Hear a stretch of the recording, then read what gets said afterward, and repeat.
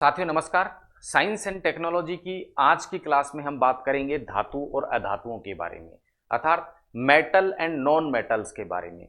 हमारी जो आवर्त सारणी है, आवर्त सारणी एक ऐसी सारणी होती है जिसमें सभी तत्वों को व्यवस्थित क्रम में रखा जाता है। उस आवर्त सारणी में कुछ तत्वों को तो किस श्रेणी में रखा जाता है, धातु की श्रेणी में रखा जाता है, और कुछ कुछ तत्वों को किस श्रेणी में रखा जाता है, अधातुओं की श्रेणी में रखा जाता है। अब धातु और अधातु की श्रेणी में रखने के लिए सबसे पहले तत्व के क्या देखे जाते हैं, कुछ गुण देखे जाते हैं। प्रत्येक तत्व के दो प्रकार के गुण होते हैं। एक प्रकार के गुण को बोलते हैं हम फिजिकल प्रॉपर्टीज या भौतिक गुणधर्म, और दूसरे प्रकार के जो गुण होते हैं उनको बोलते हैं रासायनिक गुणधर्म या केमिकल प्रॉपर्टीज, रासायनिक गुण या केमिकल प्रॉपर्टीज।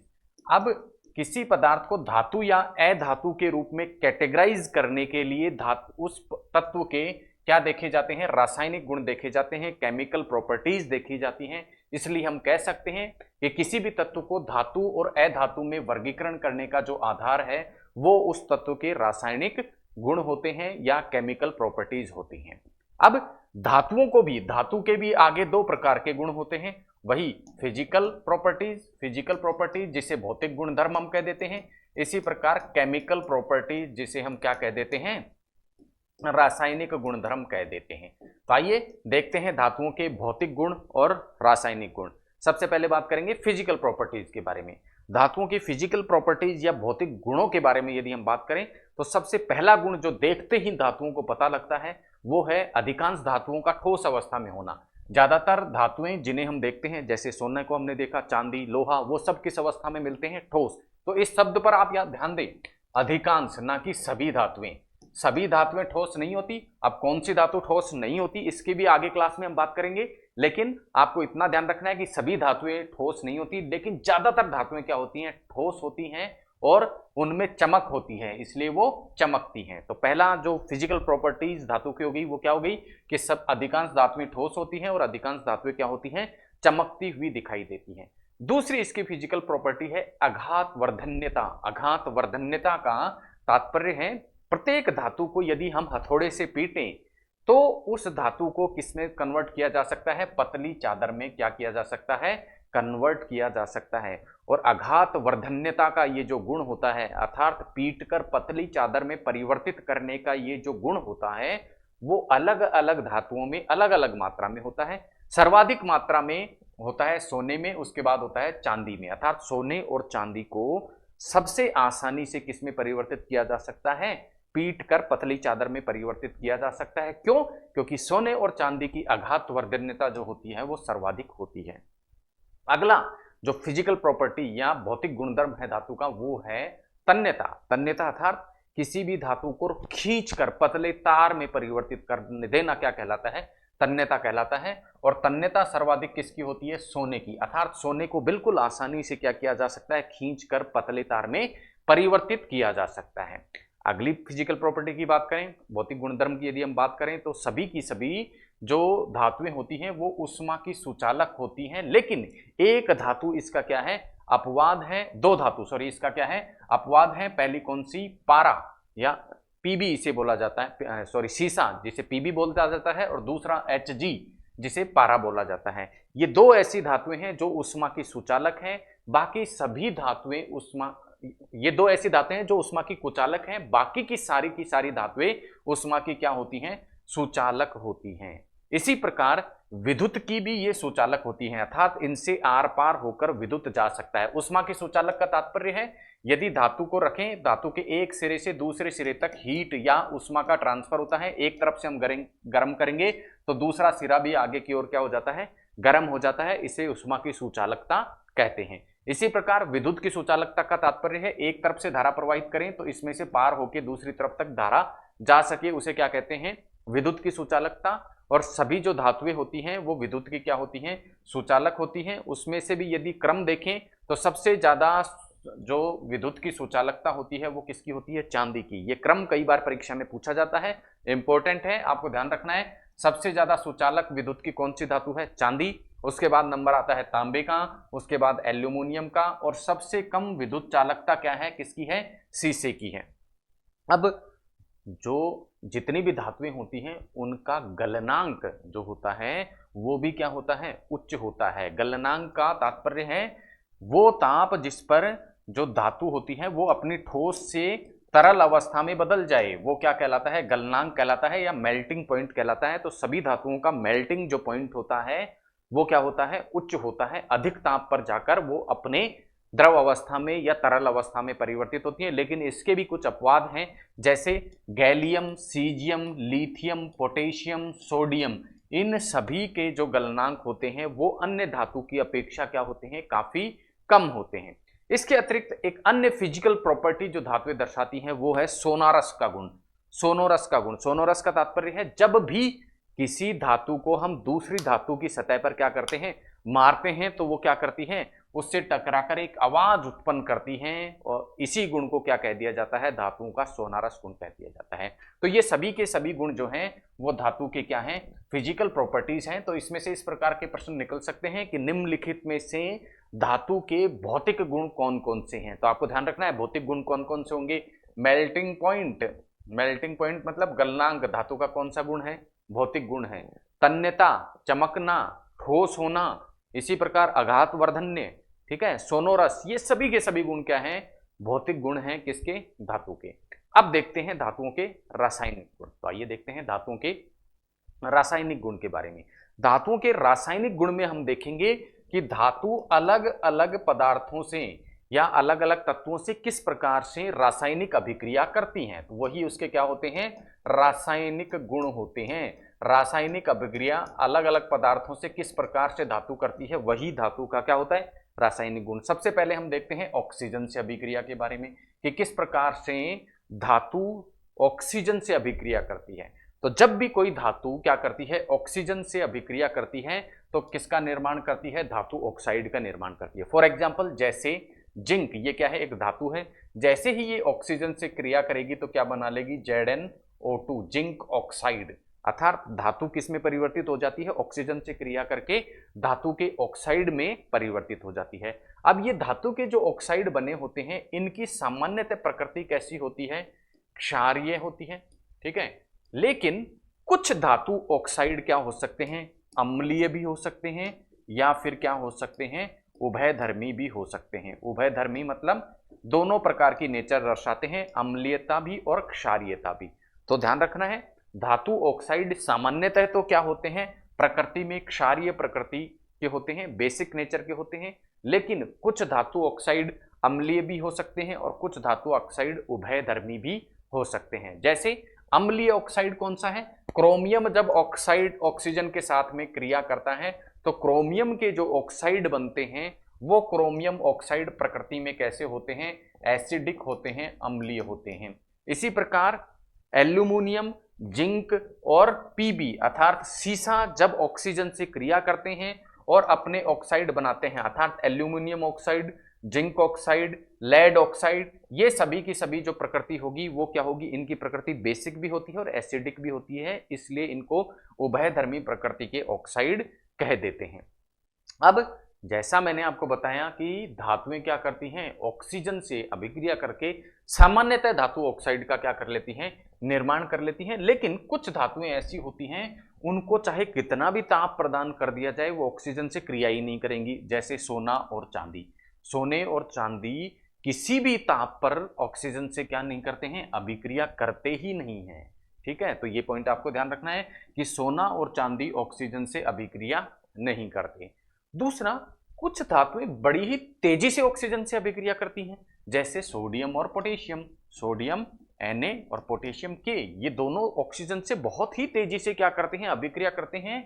इसलिए इनको यदि खुला छोड़ दिया जाए तो ये तेजी से विस्फोट करते हैं। कुछ लोग जो जादू दिखाते हैं वो देखते हैं पानी में किसी चीज को देकर मारते हैं तो उससे क्या हो जाता है, विस्फोट हो जाता है। वो क्या होता है, सोडियम ही होता है। क्यों, क्योंकि सोडियम को ऑक्सीजन मिलते हैं, ये तेजी से क्या करता है, उससे अभिक्रिया करती है जिससे एक विस्फोट होता है। इसीलिए सोडियम और पोटेशियम को कभी भी ना तो जल में रखा जाता है और ना ही इन्हें खुला छोड़ा जाता है, क्योंकि दोनों स्थिति में ये ऑक्सीजन से क्रिया करके क्या करेंगे, बहुत तेजी से क्रिया करेंगे, विस्फोट करेंगे। इसलिए इन्हें सोडियम और पोटेशियम को सदैव किस में रखा जाता है, केरोसिन में डुबाकर रखा जाता है। ये तो थी किसकी, धातु की ऑक्सीजन से अभिक्रिया। अब देखते हैं धातुएं जब जल से अभिक्रिया करती हैं तब क्या परिणाम होता है। जब भी धातु क्या करती है, कोई भी धातु क्या करती है, जब भी जल से अभिक्रिया करती है तो उसका परिणाम क्या होता है, या तो वो क्या बनाएगी, धातु ऑक्साइड बनाएगी, या तो क्या बनाएगी, धातु ऑक्साइड बनाएगी, या फिर दूसरा प्रोडक्ट क्या बना सकती है, धातु हाइड्रोक्साइड। धातु हाइड्रोक्साइड, हाइड्रोक्साइड को OH से हम लिखते हैं। फॉर एग्जांपल जैसे कॉपर एक धातु है, अब कॉपर धातु ने किससे अभिक्रिया करी, H2O से, तो ये क्या बना लेगी, CuOH2, क्यूप्रस ऑक्साइड इसे, क्यूप्रस हाइड्रोक्साइड इसे बोल दिया जाता है। ठीक है, तो धातु जल से अभिक्रिया करेगी तो क्या बनाएगी, या तो धातु ऑक्साइड बना लेगी या धातु हाइड्रोक्साइड बना लेगी। अब धातुओं में से भी कुछ धातुएं, जैसा हमने पहले बात की थी कि पोटेशियम और सोडियम तेजी से जैसे ऑक्सीजन से क्रिया करते हैं, वैसे ही ये सोडियम और पोटेशियम तेजी से जल से भी क्रिया करते हैं। इसीलिए जैसा मैंने आपको बताया, इन्हें जल में नहीं रखा जाता। और सोना और चांदी जैसे ऑक्सीजन से अभिक्रिया नहीं कर रहे थे, वैसे सोना और चांदी जल से भी अभिक्रिया करके हाइड्रोक्साइड या ऑक्साइड नहीं बनाते हैं। तो ये हुई धातुओं के किससे अभिक्रिया, जल से अभिक्रिया। नेक्स्ट हम बात करेंगे धातु की अम्लों से अभिक्रिया। धातु की अम्लों से अभिक्रिया, एसिड से अभिक्रिया करके धातु क्या बनाती है। तो जब भी कोई धातु किससे अभिक्रिया करती है, अम्ल से अभिक्रिया करती है, तो ये क्या बना लेती है, लवण बना लेती है, साल्ट बना देती है। तो जब भी क्या करेगी, कोई भी मेटल किसी भी एसिड से अभिक्रिया करेगी तो वो क्या बना लेगी, साल्ट बना देगी। आइए एग्जाम्पल देखते हैं। एग्जाम्पल जैसे जिंक, जिंक है, इसने HCl हाइड्रोक्लोरिक एसिड क्या है, ये एक अम्ल है। इस अम्ल से जैसे ही ये धातु अभिक्रिया करेगी तो क्या बना लिया इसने, ZnCl2, जिसे जिंक क्लोराइड बोलते हैं। और ये क्या है, एक प्रकार का लवण है या फिर साल्ट है। तो हमने 3 अभिक्रियाएं देखी किसकी, धातु की। पहला हमने देखा ऑक्सीजन से अभिक्रिया, ऑक्सीजन से अभिक्रिया करके क्या बना, क्या बना भाई, ऑक्सीजन से अभिक्रिया करके, कमेंट में आप जवाब दें क्या बना, ऑक्सीजन से अभिक्रिया करके, ऑक्सीजन से अभिक्रिया बन के बना धातु ऑक्साइड। जल से अभिक्रिया करके क्या बन सकता है, या तो धातु ऑक्साइड या धातु हाइड्रोक्साइड। इसी प्रकार अम्लों से अभिक्रिया करके धातुएं क्या बना सकती हैं, धातुएं बना सकती हैं अम्लों से अभिक्रिया करके लवण। तो ये 3 अभिक्रियाएं धातुओं से संबंधित हमने देखी। आइए आगे और अभिक्रियाएं कुछ देखते हैं, कुछ और रासायनिक गुण हम देखने वाले हैं धातुओं के। तो धातुओं का अगला रासायनिक गुण है कि धातु जो होती हैं, जो अन्य धातु के लवण हैं उनसे भी क्या कर सकती हैं, अभिक्रिया करती हैं।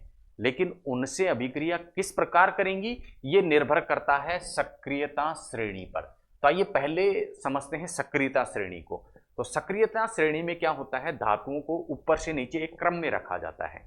ठीक है, जैसे ये रख दिया हमने धातु फर्स्ट, फिर धातु सेकंड, ठीक है, या फिर ABCD, मान लो एक धातु का नाम A है, B है, C है, D है, E है। इस प्रकार से जब एक श्रेणी बना दी जाती है धातुओं की, जिसमें ऊपर की तरफ तो ऐसी धातुएं रखी जाती हैं जिनकी क्या है, अभिक्रियाशीलता या रिएक्टिविटी क्या है, अभिक्रियाशीलता या रिएक्टिविटी क्या है, उच्च है, ज्यादा है।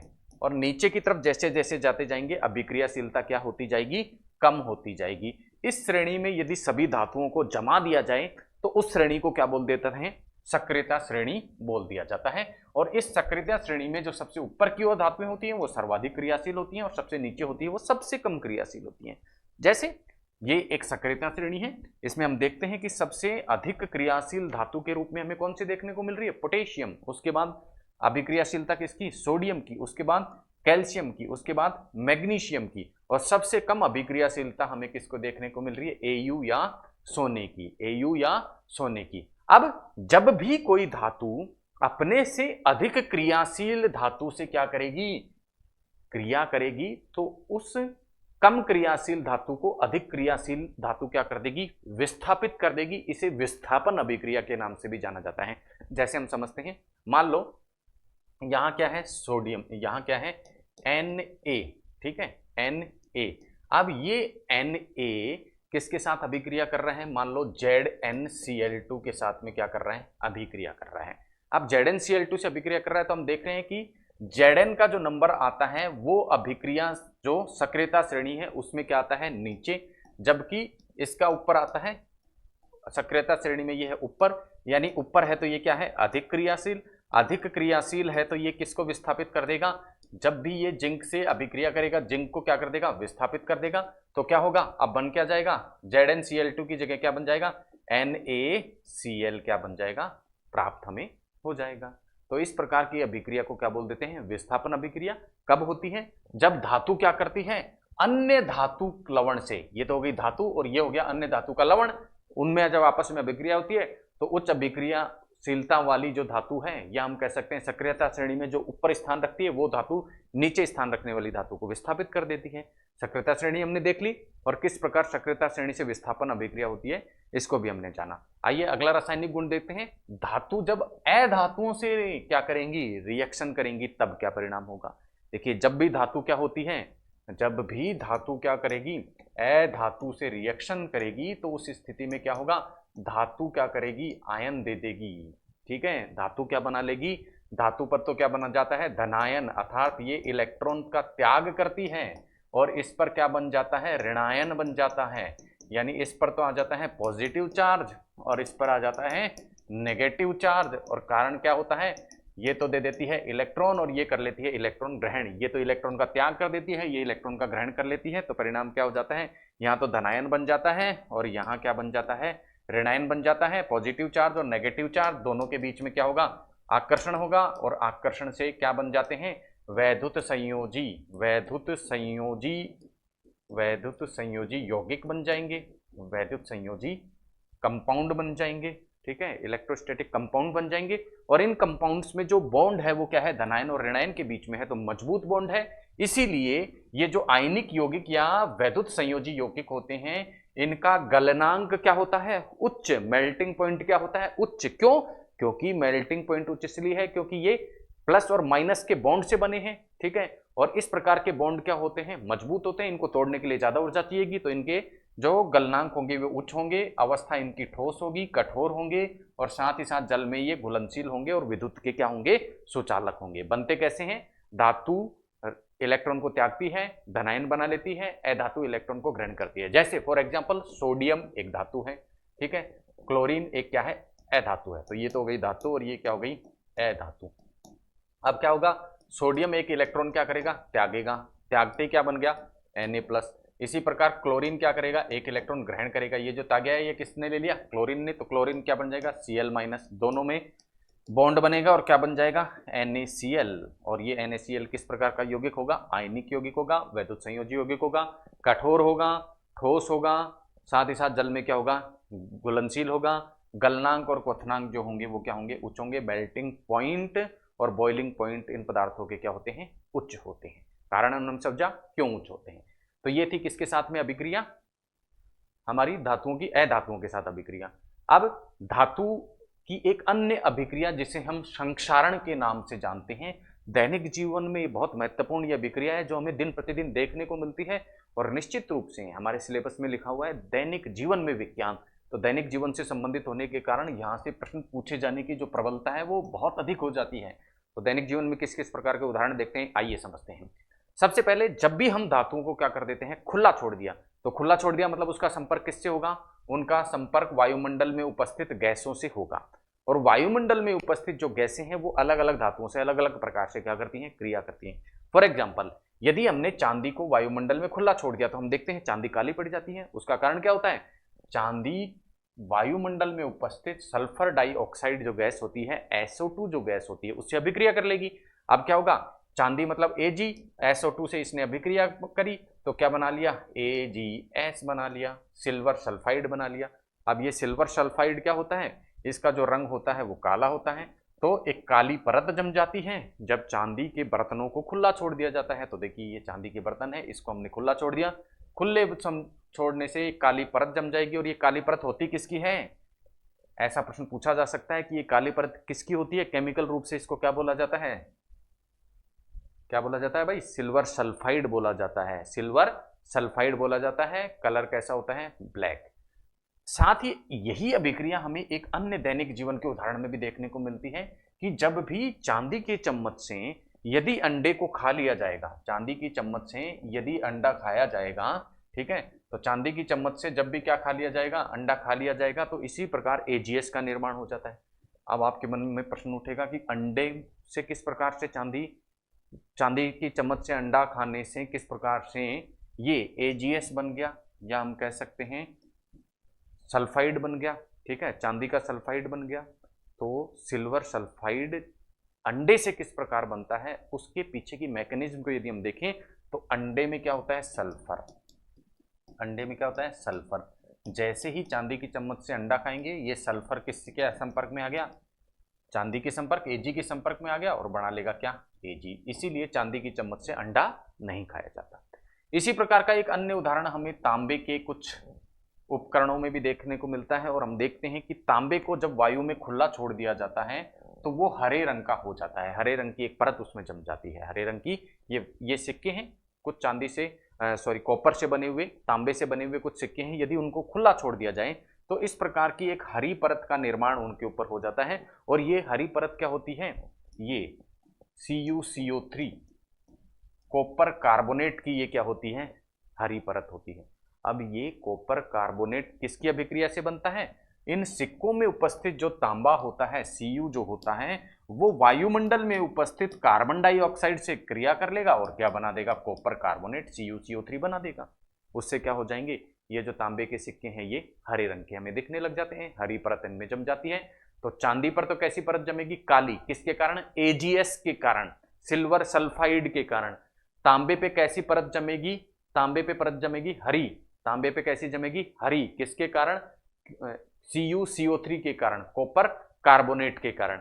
अब लोहे पे देखते हैं, लोहे पे भी हम देखते हैं भूरे रंग की एक परत जम जाती है। इस प्रकार ये देखा, लोहे की बेल वायु में खुला छोड़ दिया तो इस प्रकार क्या हो जाता है, भूरे रंग की एक परत जम जाती है। वो किस कारण होती है, लोहे पर वायु में उपस्थित ऑक्सीजन जो है वो क्रिया करती है और फेरस ऑक्साइड बना लेती है और उससे ये भूरे रंग की परत जम जाती है। इसे ही सामान्य भाषा में हम जंग लगने के नाम से पहचानते हैं। तो जंग लगने के पीछे की अभिक्रिया, जो रासायनिक अभिक्रिया है, वो ये वाली होगी। अब क्या जंग लगाने से सुरक्षा की जा सकती है, ऐसे कोई उपाय किए जा सकते हैं कि जंग ना लगे? उसके लिए क्या करना पड़ेगा कि लोहे और वायुमंडल में संपर्क को तोड़ दिया जाए, यानी लोहा और वायुमंडल के बीच में यदि कोई परत ला दी जाए तो उससे क्या होगा, लोहा और वायुमंडल में उपस्थित ऑक्सीजन सीधे संपर्क में नहीं आएंगे, सीधे संपर्क में नहीं आएंगे तो जंग नहीं लगेगा। आइए किस प्रकार के उपाय ऐसे हो सकते हैं। पहला उपाय इसके लिए किया जा सकता है यसेद लेपन। यसेद लेपन में क्या किया जाता है, लोहा जो होता है, ये मान लो लोहे की कोई सतह है, इस पर क्या किया जाता है, इस पर जिंक की परत चढ़ा दी जाती है। एक परत चढ़ा दी और ये परत किसकी है, जिंक की। ये लोहे पर क्या हो गई, ये लोहा है, लोहे पर किसकी परत चढ़ा दी, जिंक की परत जब चढ़ा देते हैं तो इसे क्या बोल देते हैं, यसेद लेपन। अब जो ऑक्सीजन होती है वो सीधा इस परत के संपर्क में नहीं आती, यहीं पर इसका संपर्क रहता है बस। इसके कारण क्या होता है, धातु और ऑक्सीजन मिल नहीं पाते, जिससे जंग नहीं लगता। तो पहला उपाय तो ये हो गया। ये दूसरा, मिश्र धातु बना दी जाए। ठीक है, यानी धातु को किसी अन्य धातु के साथ में मिला दिया जाए और उससे क्या बना ली जाए, मिश्र धातु बना ली जाए। तो तब भी क्या, जंग से सुरक्षा की जा सकती है, संक्षारण से सुरक्षा की जा सकती है। इसके अलावा यदि पेंट, तेल या ग्रीस लगा दिया जाए, इस सतह पर क्या लगा दिया जाए, पेंट लगा दिया जाए या फिर ग्रीस लगा दिया जाए या तेल लगा दिया जाए, तो अब भी क्या हो जाएगा, सीधा संपर्क वातावरण से टूट जाएगा इस धातु की सतह का, तो संक्षारण से क्या हो जाएगी, सुरक्षा हो जाएगी। इसी प्रकार के कुछ अन्य उपाय कहें, क्रोमियम का लेपन कर दिया जाए इसकी सतह पर, या एनोडीकरण की प्रक्रिया कर दी जाए। इस प्रक्रिया के द्वारा भी संक्षारण को रोका जा सकता है। तो ये थी संक्षारण से उपाय की कुछ सामान्य प्रक्रियाएं। अब धातुओं से संबंधित एक टर्म हमने देखा, मिश्र धातुएं, कि मिश्र धातुएं बनाकर संक्षारण को रोका जा सकता है। तो अब हम पढ़ेंगे कुछ महत्वपूर्ण मिश्र धातुओं के बारे में, जो दैनिक जीवन में हम देखते हैं, हम प्रयोग में लेते हैं, इसलिए परीक्षा की दृष्टि से महत्वपूर्ण हो जाती है और परीक्षा में इसमें से प्रश्न पूछा जा सकता है। उसमें से पहली मिश्र धातु है पीतल। पीतल क्या है, जैसा मैंने बताया, मिश्र धातु क्या होगी, दो या दो से अधिक धातुओं से मिलकर बनी होगी। तो पीतल किस किस से मिलकर बना होता है, कॉपर और जिंक, तांबा और जिंक से मिलकर बना होता है। इसी प्रकार कांसा, कांस्य पदक, आप देखते हैं ओलंपिक में इस खिलाड़ी ने कांस्य पदक जीता, तो वो कांस्य पदक या कांसा जो होता है वो किससे मिलकर बना होता है, तांबा और टिन, एसएन जिसे बोलते हैं, उन दोनों से मिलकर बना होता है। इसी प्रकार गन मेटल, गन में जो मेटल प्रयोग की जाती है वो तांबा, जिंक और टिन तीनों से मिलकर बनी हुई होती है। इसी प्रकार जर्मन सिल्वर, जर्मन जो सिल्वर होती है वो 3 धातुओं के मेल से बनती है, तांबा, जिंक और निकल। तो आप ध्यान से देखिए, जर्मन सिल्वर का नाम तो क्या है, जर्मन सिल्वर, लेकिन यहाँ इसके अवयव में कहीं भी हमें सिल्वर देखने को नहीं मिल रही। तो इस प्रकार का ट्रिकी क्वेश्चन परीक्षा में आ सकता है कि दे दिया जाए कि निम्नलिखित में से जर्मन सिल्वर के अवयव कौन सी धातु हैं, तो आप सिल्वर देख के एक ऑप्शन आपको सिल्वर दिखाई देगा तो जरूर आप सिल्वर को टिक कर सकते हैं। लेकिन आपको ध्यान रखना है, जर्मन सिल्वर में तांबा, जिंक और निकल है, सिल्वर नहीं होती। इस्पात की यदि हम बात करें तो इसमें लोहा, कार्बन और कोई एक अन्य धातु होती है। इसी तरह यदि अमलगम की यदि हम बात करें तो पारा जो होता है, पारा अन्य सभी धातुओं के साथ मिलकर जब मिश्र धातु बनाता है तो उसे क्या कह दिया जाता है, अमलगम। तो अमलगम कौन बनाता है, पारा बनाता है जब उसको अन्य धातुओं के साथ मिलाया जाता है। इसी प्रकार नाइक्रोम, जैसा कि इसके नाम से स्पष्ट है, विद्युत हीटर की कुंडली इसके द्वारा बनी होती है। नाइक्रोम नाम से स्पष्ट है, एक तो निकिल होगा, एक क्रोमियम होगा और साथ में कौन होता है, लोहा या फेरस होता है। ब्रिटेनिका, ब्रिटेनिका में होता है एंटीमनी, तांबा और टिन। ये हुई कुछ महत्वपूर्ण मिश्र धातुएं। आइए कुछ और मिश्र धातुओं को देखते हैं। स्टेनलेस स्टील, अब देखिए स्टील जो होते हैं, स्टील को हम कुछ भागों में डिवाइड कर सकते हैं, कुछ प्रकारों में डिवाइड कर सकते हैं, जैसे stainless steel, tungsten steel, silicon steel, cobalt steel, manganese steel. सभी प्रकार के जो स्टील हैं इसके जो कंपोनेंट, सभी प्रकार के स्टील मिश्र धातु हैं, लेकिन इनके कंपोनेंट्स क्या होते हैं, अलग अलग होते हैं। इनमें उपस्थित अवयव धातु क्या होती है, अलग अलग होती है। जैसे स्टेनलेस स्टील में कौन कौन सी, लोहा, कार्बन, क्रोमियम और निकल होता है। इसी प्रकार टंगस्टन स्टील में लोहा, कार्बन, क्रोमियम, ये तो कॉमन है, लेकिन साथ में टंगस्टन और वेनेडियम होता है। अब ये जो टंगस्टन स्टील है इसकी विशेषता ये है कि ये उच्च तापमान, हायर टेम्परेचर को सहने में सक्षम होता है। सिलिकॉन स्टील की यदि हम बात करें तो इसमें भी लोहा, कार्बन होता है, साथ में सिलिकॉन होता है। अब सिलिकॉन की उपस्थिति के कारण ये सिलिकॉन स्टील क्या होता है, अम्लरोधी होता है, अर्थात अम्ल इस पे क्रिया नहीं कर पाते, इसलिए अम्लों को सिलिकॉन स्टील के पात्र में रखा जाता है। उसके बाद आता है कोबाल्ट स्टील। कोबाल्ट स्टील में लोहा, कार्बन और साथ में क्या होता है, कोबाल्ट होता है। अब चूंकि कोबाल्ट का जो चुंबकीय गुण है वो अत्यधिक मात्रा में होते हैं, इसीलिए चुंबक बनाने में इस प्रकार के कोबाल्ट स्टील का प्रयोग किया जाता है। अगला स्टील है मैग्नीज स्टील। मैग्नीज स्टील में होता है लोहा, कार्बन और मैग्नीज। अब मैग्नीज चूंकि बहुत ही कठोर होता है, इसलिए इस प्रकार के मैग्नीज स्टील का प्रयोग तिजोरी बनाने में किया जाता है, ताकि इस मजबूत तिजोरी को चोर तोड़ ना सके। अब जब भी जो इस्पात हमने बनाया है, इस्पात को यदि गर्म कर दिया जाए तो बार बार जब इस्पात को गर्म किया जाता है उच्च ताप पर और उसको ठंडा किया जाता है गर्म करके, तो उसकी जो मजबूती, उसकी जो कठोरता है, मजबूती नहीं सॉरी, कठोरता क्या है, घट जाती है। और इस प्रकार से इस्पात को उच्च ताप पर गर्म करके उसकी कठोरता घटाने का जो प्रोसेस है, कम करने का जो प्रोसेस है, उसे एनिलिंग के नाम से जाना जाता है। किस नाम से जाना जाता है, एनिलिंग के नाम से जाना जाता है। ये बात हुई स्टील की। स्टील की कुछ मिश्र धातुएं जिनको हमने देखा। अब हम बात करते हैं अगली मिश्र धातु जिसे कहा जाता है जर्कोनियम। जर्कोनियम नाम की जो मिश्र धातु है उसका प्रयोग किया जाता है बंदूक की गोली बनाने में। तो जर्कोनियम किस काम में आती है, बंदूक की जो गोली होती है वो जर्कोनियम की बनी होती है। अगला अब हम देखते हैं, मिश्र धातुओं की हमने बात करी, धातुओं के भौतिक गुणों की हम बात कर चुके हैं, रासायनिक गुणों की हम बात कर चुके हैं। अब बात करेंगे धातुओं से संबंधित कुछ महत्वपूर्ण तथ्यों के बारे में। धातुओं से संबंधित महत्वपूर्ण तथ्यों की यदि हम बात करें तो हम देखेंगे कि कुछ धातुएं कुछ विशेष प्रकार के गुण दर्शाती हैं और इसलिए उन्हें एक स्पेसिफिक फील्ड में क्या किया जाता है, प्रयुक्त किया जाता है। तो आइए देखते हैं ऐसी कौन सी धातुएं हैं, क्या उनके स्पेसिफिक गुण हैं किसी विशेष क्षेत्र में प्रयोग करने के लिए। सबसे पहले बात करें टंगस्टन। जैसा कि आपको मालूम है कि टंगस्टन जो होता है वो बल्ब में प्रयोग किया जाता है। बल्ब में जो तंतु लगा रहता है, इस प्रकार बल्ब जो होता है उसमें जो तंतु होता है ये किसका होता है, टंगस्टन का लगा होता है। अब टंगस्टन का ये तंतु बल्ब में लगाने का एक विशेष कारण होता है कि ये जो टंगस्टन होता है, इस टंगस्टन का जो गलनांक होता है वो बहुत ज़्यादा होता है। मेल्टिंग पॉइंट क्या होता है, बहुत हाई होता है, और मेल्टिंग पॉइंट हाई होने का के कारण इसे बल्ब में प्रयोग किया जाता है। अब आपके मन में प्रश्न पूछेगा, मेल्टिंग पॉइंट या गलनांक अधिक उच्च होने से इसको बल्ब में क्यों प्रयोग ले लिया गया। तो आपको मालूम होगा कि विद्युत बल्ब जो होता है, ये बल्ब विद्युत धारा के तापीय प्रभाव पर, या हम कह सकते हैं ऊष्मीय प्रभाव पर क्या होता है, आधारित होता है। ऊष्मीय प्रभाव के अंतर्गत जब विद्युत धारा प्रवाहित की जाती है तो ऊष्मा उत्पन्न होती है, ताप उत्पन्न होता है। उस ताप के कारण यदि गलनांक कम वाला तंतु यहां काम में ले लिया जाए तो वो क्या हो जाएगा, गल जाएगा। इसलिए उस उच्च तापमान को सहने के लिए टंगस्टन का प्रयोग किया जाता है, क्योंकि टंगस्टन गलनांक क्या होता है, उच्च होता है। अब ले लिया टंगस्टन को काम पे, गलनांक तो इसका उच्च है, लेकिन इसके सामने एक समस्या है कि टंगस्टन का जो अपचयन है वो बड़ी आसानी से हो जाता है। इसलिए टंगस्टन के अपचयन को रोकने के लिए बल्ब में से हवा निकाल दी जाती है, और हम देखते हैं बल्ब में किस प्रकार का माध्यम होता है, निर्वात, ताकि टंगस्टन का जो तंतु है उसका अपचयन ना हो। ये बात हुई टंगस्टन की। इसके बाद में एक अन्य धातु जिसके साथ, जो सल्फाइड के साथ में क्रिया करके बेरियम, बेरियम नाम की जो धातु है, ये बेरियम सल्फाइड के साथ में क्रिया करके एक यौगिक बनाती है जिसे कहा जाता है बेरियम सल्फाइड, बेरियम सल्फाइड। अब बेरियम सल्फाइड को बेरियम मील के रूप में प्रयोग किया जाता है। अब ये बेरियम मील क्या होता है, देखिए कई बार क्या होता है, एक विशेष प्रकार का एक्सरे करने के लिए, एक विशेष प्रकार का एक्सरे या सीटी स्कैन करने के लिए आप देखते हैं कि हॉस्पिटल में ये सीटी स्कैन या एक्सरे मुख्यतः ये कैंसर के डिटेक्शन के लिए किया जाता है। इस प्रकार का एक्सरे, उसमें मरीज को या रोगी को क्या पिलाया जाता है, पहले एक द्रव पिलाया जाता है, एक तरल पदार्थ पिलाया जाता है।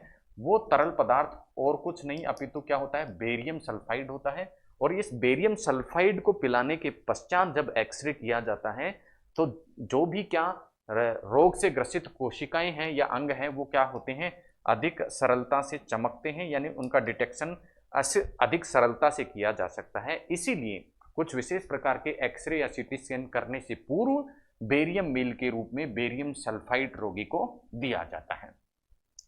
ये बात हुई किसकी, बेरियम सल्फाइड की। इसके अतिरिक्त अन्य धातुएं जैसे जर्कोनियम, कैडमियम और बोरोन जो हैं, इनका भी एक विशेष उपयोग है। और विशेष उपयोग क्या है कि ये न्यूक्लियर रिएक्टर में काम में लिए जाते हैं। क्या काम होता है न्यूक्लियर रिएक्टर में, ये न्यूट्रॉन का अवशोषण करते हैं। हम देखते हैं कि जो न्यूक्लियर रिएक्शन होती है, उस न्यूक्लियर रिएक्शन में या नाभिकीय अभिक्रिया में हम देखते हैं यूरेनियम का जो नाभिक होता है, उस यूरेनियम के नाभिक पर जब क्या किया जाता है, न्यूट्रॉन की बौछार कराई जाती है, तो इस यूरेनियम के नाभिक का तो क्या होता है, विखंडन होके छोटे नाभिक बन जाते हैं। साथ ही साथ में एक से अधिक मात्रा में न्यूट्रॉन भी निकलते हैं। अब ये न्यूट्रॉन क्या कर सकते हैं, इन उत्पादित यूरेनियम नाभिकों का आगे फिर से विखंडित कर सकते हैं, जिससे विखंडन की जो प्रक्रिया है वो विस्फोट में बदल सकती है और परमाणु बम का निर्माण होता है। लेकिन न्यूक्लियर रिएक्टर में हमें नियंत्रित श्रृंखला अभिक्रिया रखनी होती है, अर्थात